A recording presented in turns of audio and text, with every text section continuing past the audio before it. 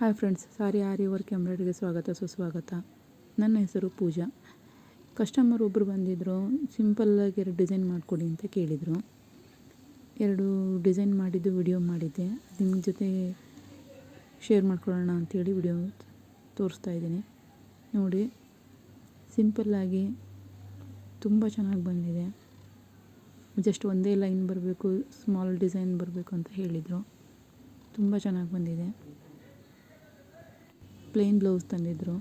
ಸ್ಲೀವಿಗೆಲ್ಲ ಈ ಥರ ಲೈನ್ ಹಾಕಿ ಸ್ಮಾಲ್ ಬುಟ್ಟ ಹಾಕಿದ್ದೀವಿ. ತುಂಬ ಚೆನ್ನಾಗಿ ಕಾಣ್ತಾ ಇದೆ ನೋಡಿ. ಜಸ್ಟ್ ಲೈನ್, ಸ್ಲೀವ್ ಲೈನ್ಗೆ ಬುಟ್ಟ. ಪ್ಲೇನ್ ಬ್ಲೌಸ್ ಇದು. ಹಳೆ ಸಾರಿಗೆ ಪ್ಲೇನ್ ಬ್ಲೌಸು ತಂದಿದ್ದರು ಮ್ಯಾಚಿಂಗು.